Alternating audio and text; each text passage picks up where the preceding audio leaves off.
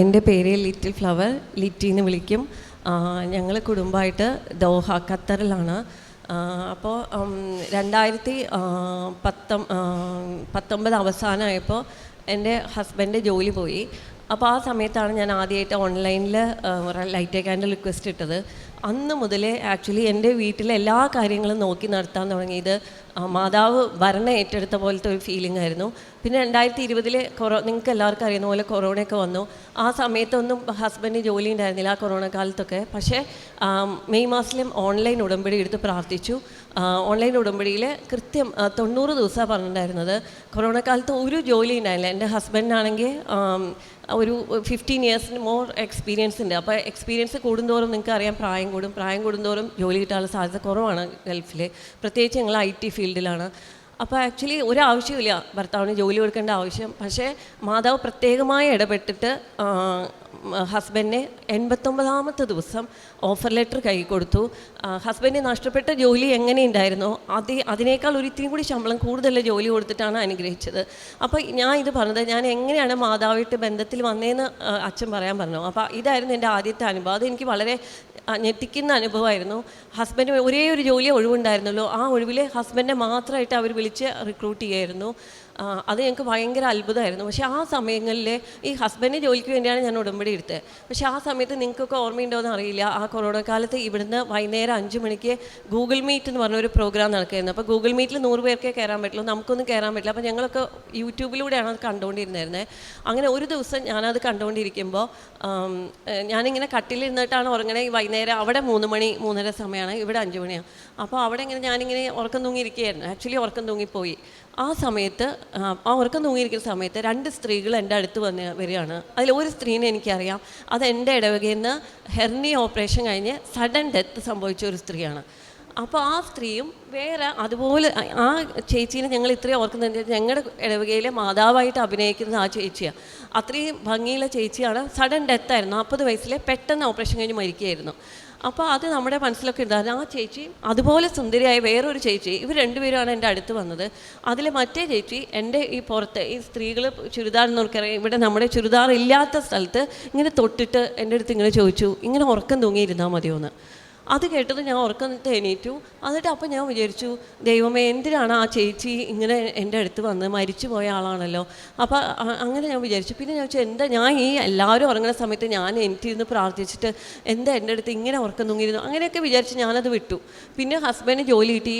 ഒരു 1-1.5 മാസം കഴിഞ്ഞപ്പോഴാണ് എൻ്റെ മോൾ എൻ്റെ അടുത്ത് ചോദിക്കണേ, മമ്മിക്ക് എപ്പോഴും വയറുവേദന വരാറില്ലേ, ഇപ്പോൾ എന്താ വയറുവേദന വരാത്തതെന്ന്. അപ്പോഴാണ് ഞാൻ ഓർത്തത് എനിക്ക് 3 സിസേറിയനാണ്. അപ്പോൾ 3ാമത്തെ സിസേറിയൻ കഴിഞ്ഞതോടുകൂടി എനിക്ക് എല്ലാ ആഴ്ചയും ഒരു ദിവസം വയറുവേദന വരും. അത് ഏത് ദിവസമാണെന്ന് പറയാൻ പറ്റില്ല. അതിന് ഒരു പ്രത്യേകതയില്ല. അതായത് ഇന്ന ഭക്ഷണം കഴിച്ചുകൊണ്ടോ ഇന്ന ജോലി ചെയ്തുകൊണ്ടോ അങ്ങനെ ഒന്നുമില്ല. എന്തോ കാരണങ്ങളാൽ വയറുവേദന വരും. ഈ അമ്പിളിക്കൽ, പിന്നീട് എനിക്ക് ഡോക്ടറെ കണ്ടപ്പോൾ ഡോക്ടർ പറഞ്ഞു അത് അമ്പിളിക്കൽ ഹെർണിയ പറഞ്ഞ രോഗമാണ്. ഈ പൊക്കിളിൻ്റെ അവിടെ നമ്മൾ എന്തെങ്കിലും ഭാരമുള്ളത് എടുക്കുകയോ ചുമക്കുകയോ അങ്ങനെ ഗ്യാസ് കയറി എന്തെങ്കിലും ചെയ്താൽ ഈ പൊക്കിളിൻ്റെ അവിടെ വലുതായി വരും. ഒരു കല്ലിരിക്കണ പോലെ തോന്നും നമുക്ക്. പിന്നെ ആ അത് ഈ ഇൻഡസ്റ്റൈൻ പുറത്ത് വരുന്നതാണെന്ന് തോന്നുന്നു. എനിക്ക് മെഡിക്കലി അതിനെക്കുറിച്ചൊന്നും അറിയില്ല. പക്ഷേ അതിനി താഴ്ന്നു കഴിഞ്ഞാൽ എൻ്റെ വയറുവേദന നിൽക്കുള്ളൂ. അപ്പോൾ 3 മണിക്കൂറൊക്കെ ചിലപ്പോൾ എടുക്കും, ചിലപ്പോൾ അരമണിക്കൂർ എടുക്കും. But every week it use to come. പക്ഷേ അതുകൊണ്ട് ഞാനിങ്ങനെ കിടക്കും, 3 മണിക്കൂർ കഴിയുമ്പോൾ ചിലപ്പോൾ പോവും. അങ്ങനെയായിരുന്നു അത്. പക്ഷേ അന്ന് ഗൂഗിൾ മീറ്റിൻ്റെ സമയത്ത് അച്ഛൻ ഇങ്ങനെ ഓരോരോ രോഗങ്ങൾക്ക് വേണ്ടി പ്രാർത്ഥിക്കും. അപ്പം ഞാനും ഇങ്ങനെ പ്രാർത്ഥിക്കും. പക്ഷേ ഞാൻ വിചാരിച്ചില്ല മാതാവ് എൻ്റെ അടുത്ത് വന്നതെന്നും എനിക്ക് മനസ്സിലായി. പിന്നീട് ഓരോരുത്തർ സാക്ഷ്യം പറഞ്ഞു കേട്ടപ്പോഴേ എനിക്ക് മനസ്സിലായത് അന്ന് ഗൂഗിൾ മീറ്റിലെ ആ ചേച്ചിയുടെ കൂടെ വന്ന മറ്റേ സുന്ദരിയായ സ്ത്രീ മാതാവായിരുന്നു എന്നും മാതാവ് എൻ്റെ ബെഡ്റൂമിൽ വന്ന് എന്നെ തൊട്ട് സുഖപ്പെടുത്തിയതാണെന്നും. ഇപ്പം ഞാൻ സാക്ഷ്യം പറയുന്നത് 2024 ഇപ്പോൾ ഏപ്രിലാണ്. അന്ന് ഇത് സംഭവിച്ചത് എൻ്റെ ഓർമ്മ ശരിയാണെങ്കിൽ ഒരു ജൂൺ ജൂലൈ മാസങ്ങളിലായിരിക്കണം 2020. ഇത്രയും കാലമായിട്ട് എനിക്ക് ഇതുവരെ ആ വയറുവേദന വന്നിട്ടില്ല. ആ വയറുവേദന വന്നാൽ ഇങ്ങനെ സാധാരണ വയറുവേദന പോലെയല്ല, നമുക്കൊന്നും ചെയ്യാൻ തോന്നില്ല, ഒരു പ്രത്യേക തരം വേദനയായിരുന്നു. അപ്പോൾ അതെനിക്ക് വളരെ വയറുവേദന മാറിയേക്കാൾ എനിക്ക് ഏറ്റവും സന്തോഷം തന്നത് എൻ്റെ ബെഡ്റൂമിൽ ഞാൻ എവിടെയായിരുന്നു പ്രാർത്ഥിക്കുന്നത് ആ സ്ഥലത്തേക്ക് മാതാവ് വന്നുല്ലോ എന്നുള്ളത് എനിക്ക് ഭയങ്കര സന്തോഷമായിരുന്നു. ഇന്നും ഞാൻ ഓർക്കുമ്പോൾ എപ്പോഴും ഓർക്കും, മാതാവ് ഇന്നാലും നീ എൻ്റെ അടുത്തേക്ക് വന്നല്ലോ. എനിക്ക് മനസ്സിലായില്ലെങ്കിലും മാതാവ് വന്നു. അതെനിക്ക് ഭയങ്കര സന്തോഷമായിരുന്നു. പിന്നെ ഓൺലൈൻ ഉടമ്പടി കഴിഞ്ഞ് 2022 മാർച്ചിലാണ് ഞാൻ വന്ന് ഇവിടുന്ന് ആക്ച്വൽ ഉടമ്പടി വന്നെടുത്തത്. ആ ഉടമ്പടി എടുക്കുമ്പോൾ എൻ്റെ മൂത്ത മോൾ എൻ്റെ കൂടെ ഉണ്ടായിരുന്നു. അതിന് മോളെയാണ് ഒരു ഉടമ്പടി നിയോഗം മോളുടെ വെച്ചിന്. കാരണം ഞങ്ങൾ ഖത്തറിന്ന് അവളെ ഇവിടെ കൊണ്ടുവന്ന് ഹോസ്റ്റലിൽ ചേർക്കായിരുന്നു. അപ്പോൾ നിങ്ങൾക്കറിയാം, നമ്മൾ അത്രയും കാലം അവിടെ വളർന്നിട്ട് ഇവിടെ ഹോസ്റ്റലിൽ വരുമ്പോൾ ഇത് ശരിയാവോ ഇല്ലയോ എന്നൊന്നും എനിക്കറിയില്ല. അപ്പോൾ എൻട്രൻസ് കോച്ചിങ് ഉണ്ട്, എല്ലാം ശരിയാവുമെന്ന് പറഞ്ഞിട്ട് അവളെ വന്ന് എൻ്റെ കൂടെ വന്ന് ഉടമ്പടി എടുക്കാൻ എനിക്ക് വേണ്ടി നിയോഗങ്ങൾ എഴുതിയതൊക്കെ അവളാണ് ചെയ്തത്. പക്ഷെ അവൾക്ക് 18 വയസ്സുണ്ടായില്ല, അതുകൊണ്ട് ഞാൻ ആ ഉടമ്പടി എടുത്തതൊക്കെ എന്ന് മാത്രം. എന്നിട്ട് അപ്പോൾ അവളെ ചേർക്കുമ്പോൾ എന്നിട്ട് കഴിഞ്ഞ മെയ് മാസത്തിലായിരുന്നു അവളുടെ നീറ്റ് എൻട്രൻസ് എക്സാം. അപ്പോൾ 2022 തൊട്ട് ഒരു വർഷം ഞാൻ ദൈവകൃപയാൽ എനിക്ക് ഉടമ്പടിയുടെ ഓരോ കാര്യങ്ങളും പാലിക്കാൻ മാതാവ് തന്നെ അവസരങ്ങൾ തരികയായിരുന്നു. അല്ലാതെ ഞാനായിട്ട് ഉണ്ടാക്കി ഞങ്ങൾക്ക് കാര്യപ്രവൃത്തിയൊന്നും ചെയ്യാൻ എനിക്ക് അറിയില്ലായിരുന്നു, അവിടെ അവസരങ്ങളില്ലായിരുന്നു.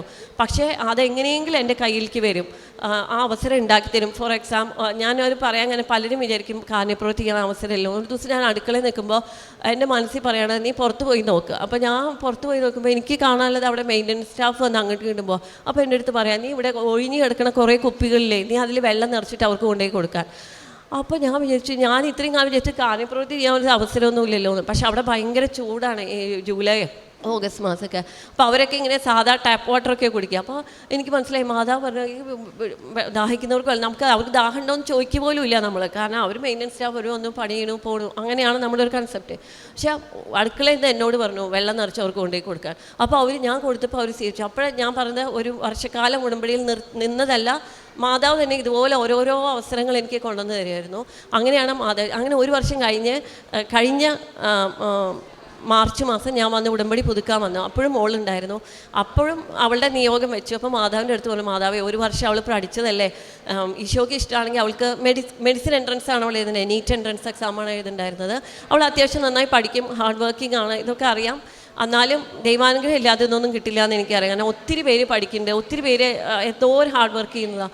അപ്പോൾ അങ്ങനെ വന്ന് പ്രാർത്ഥിച്ചു പോയി. അവിടെ ചെന്നിട്ട് ഞാൻ ഇങ്ങനെ മാതാവിനോട് ചോദിച്ചു, മാതാവേ ഞാൻ അങ്ങനെ ഒത്തിരി പ്രാർത്ഥിക്കുന്ന ആളാണ്, അതായത് 4 കൊന്ത 5 കൊന്ത 10 കൊന്ത അങ്ങനെയൊന്നും ചെല്ലില്ലായിരുന്നു. പക്ഷേ പേഴ്സണലായിട്ട് ഞാൻ ഇങ്ങനെ മാതാവിനോട് സംസാരിക്കാറ്. അപ്പോൾ മാതാവിനോട് ചോദിച്ചു ഇവൾക്ക് വേണ്ടി ഞാൻ എന്താ പ്രാർത്ഥിക്കുകയാണ്. അപ്പോൾ എനിക്ക് ഇങ്ങനെ മനസ്സിലൊരു വചനം പറഞ്ഞു, ജോൺ 14:23 ആണെന്ന് തോന്നുന്നു, എൻ്റെ നാമത്തിൽ പിതാവ് അയക്കുന്ന സഹായകനായ പരിശുദ്ധാത്മാവ് എല്ലാ കാര്യങ്ങളും നിങ്ങളെ പഠിപ്പിക്കുകയും ഞാൻ നിങ്ങളോട് പറഞ്ഞിട്ടുള്ളതെല്ലാം നിങ്ങളെ അനുസ്മരിപ്പിക്കുകയും ചെയ്യും. അപ്പോൾ ഈ വചനമാണ് എനിക്ക് കിട്ടിയത്. അപ്പോൾ ഞാൻ ഇങ്ങനെ പറയും, മാതാവ് അവൾ ഈ ഒരു വർഷമൊക്കെ പഠിപ്പിച്ചതല്ലേ, എല്ലാം ഓർമ്മിച്ചോളൂ. ഞാൻ ഈ വചനം മാതാവ് പറഞ്ഞെന്ന വചനം അവൾക്ക് വേണ്ടി റിപ്പീറ്റ് ചെയ്യും. അങ്ങനെ 1000 പ്രാവശ്യം ഒന്നും റിപ്പീറ്റ് ചെയ്യാറില്ല, ഒരു 3-4 പ്രാവശ്യമൊക്കെ റിപ്പീറ്റ് ചെയ്യാറുള്ളൂ. പക്ഷേ മാതാവ് ഈ വചനം തന്നെ അവൾക്ക് വേണ്ടി ഞാൻ എല്ലാ ദിവസവും പറഞ്ഞ് പ്രാർത്ഥിക്കാറുണ്ടായിരുന്നു. എന്നിട്ട് ഈ എൻട്രൻസ് എക്സാം മെയ് 7-നായിരുന്നു. അപ്പോൾ മെയ് മാസം അടക്കം ഇവിടെ നടക്കണമായിരുന്നു. അപ്പോൾ ഞാൻ ഓൺലൈനായിട്ട് അവിടെ നിന്ന് കൂടുമായിരുന്നു. അപ്പോൾ ഞാൻ ഇങ്ങനെ എല്ലാവരും നിയോഗങ്ങൾ എഴുതുമ്പോൾ ഞാനും നിയോഗങ്ങൾ എഴുതായിരുന്നു. എൻ്റെ മോളുടെ പേര് ഷാരോൺ എന്നാണ്. അപ്പോൾ മാതാവ് ഷാരോണിൻ്റെ എൻട്രൻസ് എക്സാം പാസ്സാക്കണേ, ഇങ്ങനെയാണ് ഞാൻ നിയോഗം എഴുതിയത്. നിയോഗം എഴുതിക്കൊണ്ടിരുന്നു. ഒരു പ്രാവശ്യം നിയോഗം എഴുതി, അത് കഴിഞ്ഞപ്പോൾ എൻ്റെ മനസ്സിൽ നിന്ന് പ്രേരണ തരാണ്, നീ അങ്ങനെയല്ല എഴുതേണ്ടത്, മാതാവേ ഷാരോണിൻ്റെ ഉന്നത വിജയം നൽകണേ. അപ്പോൾ ഞാൻ മനസ്സിൽ വിചാരിച്ചു, മാതാവേ എൻട്രൻസിന് ഉന്നത വിജയത്തിൻ്റെ ഒരു ആവശ്യമില്ല, എൻട്രൻസ് പാസ്സായാൽ മതി, നിങ്ങൾക്ക് MBBS അഡ്മിഷൻ കിട്ടും. പിന്നെ എൻ്റെ കാര്യത്തിൽ എൻ്റെ ഹസ്ബൻഡ് വീട് ട്രിവാൻഡ്രാണ്. അപ്പോൾ ട്രിവാൻഡ്രം മെഡിക്കൽ കോളേജ് കിട്ടണമെങ്കിൽ ഇത്തിരിയും കൂടി നല്ല മാർക്ക് കിട്ടണം, എന്നാലേ ട്രിവാൻഡ്രം മെഡിക്കൽ കോളേജ് കിട്ടുള്ളൂ. അപ്പോൾ ഞാൻ മാതാ പറഞ്ഞു, ഒരു 650 മാർക്ക് ഇതൊക്കെ കിട്ടിയ ട്രിവാൻഡ്രം മെഡിക്കൽ കോളേജിൽ കിട്ടും. 650 മാർക്ക് കിട്ടിയ തന്നെ വിഷമമാണ്, ഫസ്റ്റ് അറ്റംപ്റ്റിൽ ട്രൈ ചെയ്യുന്നവർക്ക് അറിയാം. പക്ഷെ ഞാൻ പറയാം, എന്തിനാ ഉന്നത വിജയം? പിന്നെ ഞാൻ വിചാരിച്ചു, ഇങ്ങനെ മനസ്സിൽ പ്രേരണ കിട്ടിയതല്ലേ, മാതാവേ ഷാരോണിനെ ഉന്നത വിജയം നൽകണേ എന്ന് തന്നെ ഞാൻ തിരുത്തി ആ പ്രെയർ റിക്വസ്റ്റ് എഴുതി അങ്ങനെ വിട്ടു. അങ്ങനെ മെയ് 7 എൻട്രൻസ് എക്സാം വന്നപ്പോൾ എല്ലാവരും അവരുടെ ഉടമ്പടി കാശുരൂപം ഈ എക്സാം എഴുതുന്ന കുട്ടികൾക്കൊക്കെ കൊടുത്തു വിടും. പക്ഷേ ഞാൻ കൊടുത്തു വിട്ടുന്നതല്ല, ഞാൻ ഉടമ്പടി എടുത്ത് അന്ന് മുതലേ ഈ മാതാവിൻ്റെ രൂപ എൻ്റെ ഇതിലാണ് ഞാൻ ആർക്കും കൊടുക്കില്ലായിരുന്നു.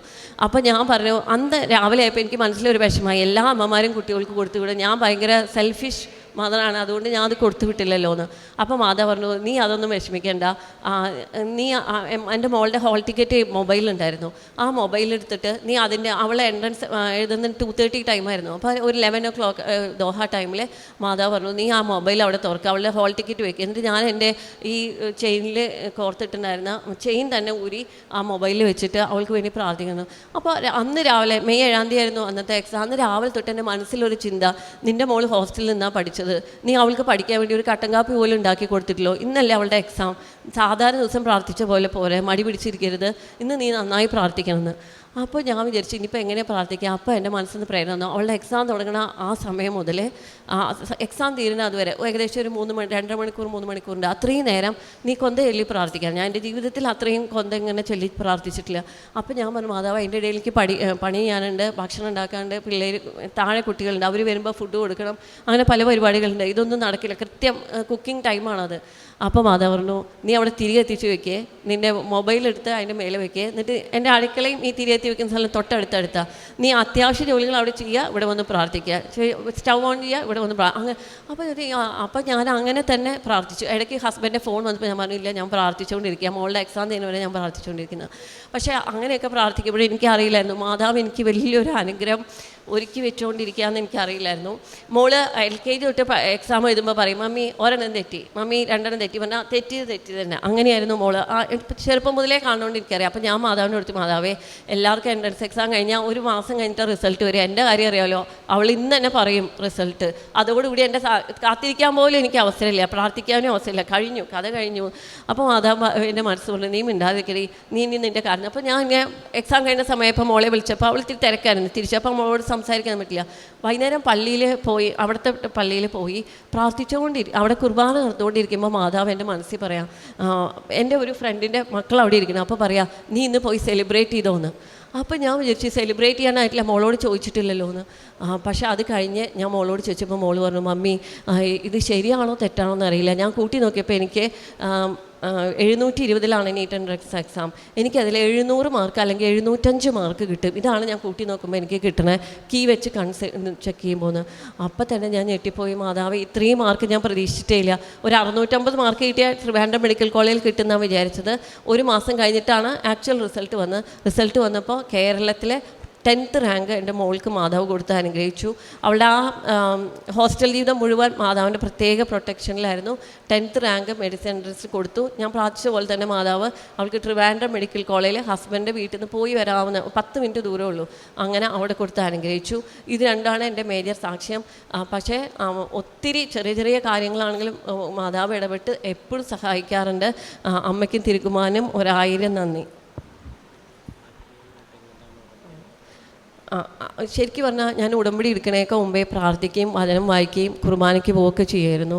പക്ഷേ ഇങ്ങനെ മറ്റുള്ളവരിലേക്ക് ഇറങ്ങിച്ചില്ല, അത് എൻ്റെ ഭാഗത്തുണ്ടായിരുന്നില്ല.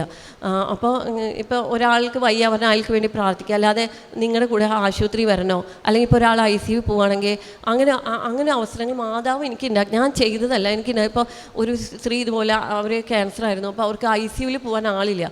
അപ്പോൾ എനിക്ക് ICU പോയി നിൽക്കാൻ അവിടുത്തെ ICUവിൽ നമ്മളെ കയറ്റും. അപ്പോൾ അവർക്ക് ആരുമില്ല ആ സമയത്ത്. അപ്പോൾ ICUയുടെ ഉള്ളിൽ കയറി നിൽക്കാൻ, അങ്ങനെയൊക്കെ എൻ്റെ ജീവിതത്തിൽ വന്ന ഏറ്റവും വലിയ മാറ്റം ഇതാണ്. മറ്റുള്ളവരിലേക്ക് ഇറങ്ങിച്ചെല്ലാൻ പറ്റാത്ത ഒരാളായിരുന്നു. അതിനുള്ള ഒരു ഓപ്പൺ അപ്പ്. അതേപോലെ ഇപ്പോൾ ആർക്കെങ്കിലും പൈസ കൊടുത്ത് സഹായിക്കും. അപ്പോൾ പൈസ കൊടുത്ത് സഹായിക്കുന്ന അത്ര ഒരു മേത്ത് തട്ടുന്നൊരു കാര്യമായിരുന്നു. എനിക്ക് ഗൾഫിലാണ്ട് അത്യാവശ്യം പൈസയുണ്ട്, പക്ഷേ ഇങ്ങനെ ഇറങ്ങിച്ചെല്ലാൻ ഞങ്ങൾക്ക് ഭയങ്കര ബുദ്ധിമുട്ടായിരുന്നു. പക്ഷേ അത് മാതാവാണ്. ഇപ്പോൾ ഞാൻ നേരത്തെ നിങ്ങളടുത്ത് പറഞ്ഞില്ല, ഇപ്പോൾ വെള്ളം വേണോ അല്ലെങ്കിൽ ഇപ്പോൾ ഒരാളോട് എന്തെങ്കിലും വേണോ എന്ന് അങ്ങോട്ട് ചോദിച്ചിട്ട് ചെയ്യാനുള്ളൊരു അനുഗ്രഹം മാതാവ് തന്നെ. അതുപോലെ ഉടമ്പടി ശേഷം വചനം വായിക്കുമ്പോൾ നേരിട്ട് ഇപ്പം നമ്മുടെ ഉള്ളിൽ എന്തെങ്കിലും ഡൗട്ട് ഉണ്ടെങ്കിൽ അതിൻ്റെ ഉത്തരം വചനത്തിലൂടെ നേരിട്ട് സംസാരിക്കുന്ന പോലെ ചോദിക്കും. ഫോർ എക്സാമ്പിൾ, ഇപ്പം മാതാവ് ഞാൻ ഇപ്പോൾ സ്വർണ്ണം വാങ്ങിക്കണമെന്ന് വരെ ഞാൻ ചോദിച്ചിട്ടുണ്ട്. അപ്പോൾ കറക്റ്റായിട്ട് വചനത്തിലൂടെ എനിക്ക് അതിലൂടെ ഉത്തരം തരുന്നതായിട്ട് എനിക്ക് തോന്നിയിട്ടുണ്ട്. അതായത് നമ്മുടെ നിത്യജീവിതത്തിലെ സാധാരണ കാര്യങ്ങളിൽ ഇങ്ങനെ വചനം വായിക്കുമ്പോൾ ഇങ്ങനെ വെറുതെ ഇങ്ങനെ എന്താ പറയുക, ഇൻ്റലക്ച്വലി നമ്മൾ ആ വചനം വായിച്ചു ഈ വചനം വായിച്ചു അങ്ങനെ ഓർമ്മിക്കുക, അതിനേക്കാൾ ഉപരിയായിട്ട് നമ്മുടെ ജീവിതത്തിൽ ഞാൻ ഇപ്പോൾ എന്ത് ചെയ്യണം എന്നുള്ളതിൻ്റെ വചനത്തിലൂടെ മറുപടി ലഭിക്കുന്നതായിട്ട് അത് മനസ്സിലാക്കാനുള്ള ഒരു കൃപ മാതാവ് ഉടമ്പടിയിലൂടെ എനിക്ക് കിട്ടിയിട്ടുണ്ട്. അതിന് മാതാവിനും ഈശോയ്ക്ക് 1000 നന്ദി പറയുന്നു. പരിശുദ്ധ അമ്മയുടെ മധ്യസ്ഥതയിൽ തനിക്ക് വ്യക്തിപരമായിട്ട് ലഭിച്ച അനുഭവങ്ങളാണ് ഇതിൽ ഏറ്റവും മനോഹരമായിട്ടുള്ളത്. പരിശുദ്ധ അമ്മയുടെ ഒരു വലിയൊരു കമ്മ്യൂണിക്കേഷൻ ഈ ഒരു സാക്ഷ്യത്തിൽ ഈ വ്യക്തിക്ക് ലഭിക്കുന്നുണ്ടെന്നുള്ളതാണ്. നമ്മൾ ബൈബിളിൽ ഇന്ന് ലത്തീൻ രീതിയിലുള്ള വിശുദ്ധ ബലിയിൽ വായിച്ച വചനത്തിൽ അപ്പോസ്തല പ്രവർത്തനങ്ങളിൽ കർത്താവിൻ്റെ ആത്മാവ് പീലിപ്പോസിനോട് പറഞ്ഞു, എഴുന്നേറ്റ് വലത്തോട്ട് പോവുക, ഗാസ ലക്ഷ്യമാക്കി യാത്ര ചെയ്യുക എന്നുള്ളൊരു ഭാഗമാണ് ഇന്നത്തെ ദിവസം ലത്തീൻ രീതിയിൽ വിശുദ്ധ ബലിക്ക് വായിച്ചത്. അപ്പോൾ ഓരോ വ്യക്തികളും എന്താണ് ചെയ്യേണ്ടതെന്ന് കർത്താവിന് വ്യക്തമായിട്ടൊരു പദ്ധതി ഉണ്ടെന്ന് ദൈവം പറയുന്നുണ്ട്, കറക്റ്റായിട്ടൊരു കണക്കും പദ്ധതിയുണ്ട്. അപ്പോൾ ഈ ഒരു സാക്ഷ്യം തുടക്കം തൊട്ട് അവസാനം വരെ മാതാവിൻ്റെ ഒരു സാന്നിധ്യം, അത് ഓൺലൈനിൽ ഗൂഗിൾ മീറ്റിൻ്റെ സമയത്ത് അനുഭവിച്ച ആ സാന്നിധ്യം അതൊരു സൗഖ്യത്തിൻ്റെ അടയാളം നൽകിയിട്ടാണ്. അല്ലാതെ ഇവിടെ ഉടമ്പടി എടുത്തവർ മാതാവിനെ കാണുന്നു എന്ന് പറയുന്നത് അവരുടെ നിയോഗവുമായിട്ട് ഒരുപാട് കണക്റ്റഡാണ്. അതാണ് സാക്ഷ്യങ്ങളുടെ ഒരു പ്രത്യേകത. എപ്പോഴും പ്രാർത്ഥിക്കുന്ന ഒരു വ്യക്തി പരിശുദ്ധ അമ്മയെ സ്വപ്നം കാണുന്നു എന്ന് പറയുന്നത് മാത്രമല്ലല്ലോ, ആ ഒരു സ്വപ്നത്തിനോടനുബന്ധിച്ച് അല്ലെങ്കിൽ ആ സ്വപ്നം പോലെ തന്നെ ആ ഒരു അനുഭവം കൂടി ഉണ്ടാക്കിയിട്ട്, അപ്പോൾ ഒരു മാർക്ക് ചെയ്തിട്ടാണ് മാതാവ് കടന്നു പോകുന്നതെന്ന് വീണ്ടും നമ്മൾ ഓർക്കുവാനായിട്ടൊരു സാക്ഷ്യമാണ് ഇത്. രണ്ടാമത്തേത്, ഈ മിക്കവരും ഏറെ പ്രത്യേകിച്ച് വിദേശത്തു നിന്നുള്ള സാക്ഷ്യങ്ങൾ കൂടുതൽ പരിശോധിക്കുമ്പം അവർ കൂടുതൽ പറയണത് അവർക്ക് ഈ പുറത്തിറങ്ങിയിട്ട് ഈ പ്രേക്ഷിത പ്രവർത്തനമാണെങ്കിലും കാരുണ്യ പ്രവർത്തനം ചെയ്യാനായിട്ടുള്ളൊരു സോഷ്യൽ സെറ്റപ്പ് അവിടെ ഇല്ലെന്നുള്ളത്. പക്ഷേ ഇവിടെ ഈ ഒരു സാഹചര്യത്തിൽ ഈ മകളോട് അമ്മ പറയണുണ്ട്, അത് മെയിൻ്റനൻസ്, അതായത് പുറത്ത് ഉഷ്ണത്ത് ജോലി ചെയ്യുന്നവർക്ക് നീ വെള്ളം എടുത്ത് കൊടുക്കുക. കാരണം അതൊരു പുതിയൊരു ഐഡിയ പ്രാർത്ഥിക്കുന്ന വ്യക്തികൾക്ക് തന്നെ ഇങ്ങനെ കൊടുക്കുന്നു. അതിനുശേഷം അവസാനം പറയുന്നത് എന്തൊരു സംശയം, ജീവിതത്തിൻ്റെ ചെറുതും വലുതുമായ സംശയങ്ങളൊക്കെ വചനത്തിലൂടെ ക്ലാരിഫൈ ചെയ്ത് തുടങ്ങുന്നു എന്നുള്ളതാണ്. അപ്പോൾ ഇങ്ങനെ അതിന് വലിയൊരു അനുഭവം. പിന്നീടും പറയണത്, ഇവിടെ വന്ന് ഉടമ്പടി എഴുതുന്ന സമയത്ത് മകളുടെ വിജയം എന്നെഴുതുന്ന, അല്ലെങ്കിൽ മകൾ പരീക്ഷയ്ക്ക് ജയിക്കണമെന്ന് ഉന്നത വിജയമെന്ന് എഴുതണം എന്ന് മനസ്സിൽ തോന്നി എന്നുള്ളതും അത് എഴുതിയെന്നുള്ളതും, അതിനുശേഷം കേരളത്തിൽ തന്നെ എക്സാമിന് നല്ലൊരു 10ാമത്തെ റാങ്ക് നിലയിലേക്ക് എത്തിയെന്നുള്ളതും ഒക്കെ. അപ്പം മാതാവ് തന്നെ ചില വ്യക്തികളെ അവരെന്തെഴുതണമെന്ന് പോലും, ഇതിപ്പോൾ ആദ്യത്തെ സാക്ഷ്യമല്ല, ഒരുപാട് സാക്ഷ്യങ്ങൾ ആവർത്തിക്കപ്പെടുന്നത്, എങ്കിലും പരിശുദ്ധം ഇത്രത്തോളം ഉടമ്പടി ജീവിതത്തിൽ ഇൻവോൾവ് ചെയ്യുന്നുണ്ടെന്ന് നിങ്ങൾ സാക്ഷ്യങ്ങൾ പരിശോധിക്കുമ്പോൾ മനസ്സിലാവും. അത് എല്ലാവരുടെയും സാക്ഷ്യങ്ങളിൽ ആ ഇൻവോൾവ്മെൻ്റ് ഉണ്ട്, പക്ഷേ ചില സാക്ഷ്യങ്ങളിൽ അത് വളരെ പ്രകടമാണ്, അത് വ്യക്തമാണ്. ഏറെ പ്രത്യേകിച്ച് ഇനിയും ഉടമ്പടി ജീവിതത്തിൽ മുന്നോട്ട് പോകുമ്പോൾ ഈ ദൈവഹിതം ആരാഞ്ഞ് ഇനിയും ഒരുപാട് നന്മകൾ ചെയ്യുവാനായിട്ട് കൂടുതൽ ഈ ഉടമ്പടി പ്രാർത്ഥനയും പരിശുദ്ധ അമ്മയുടെ സാന്നിധ്യം സഹായിക്കട്ടെ എന്ന് പ്രാർത്ഥിക്കുന്നു. പരിശുദ്ധ അമ്മ വഴി ലഭിച്ച എല്ലാ അനുഭവങ്ങൾക്കും നമുക്ക് കരങ്ങളടിച്ച് ദൈവത്തിൻ്റെ നാമം മഹത്വപ്പെടുത്താം. അത്യപൂർവ ദൈവാനുഭവങ്ങൾ ഇനി നിങ്ങൾക്കും സ്വന്തം. ഈ യൂട്യൂബ് ചാനൽ ഇതുവരെ സബ്സ്ക്രൈബ് ചെയ്തിട്ടില്ലെങ്കിൽ ഇപ്പോൾ തന്നെ സബ്സ്ക്രൈബ് ചെയ്യുക. ഈ വീഡിയോ ഇപ്പോൾ തന്നെ നിങ്ങളുടെ സുഹൃത്തുക്കൾക്ക് ഷെയർ ചെയ്തുകൊണ്ട് കർത്താവിൻ്റെ പ്രേക്ഷിതരാകുക.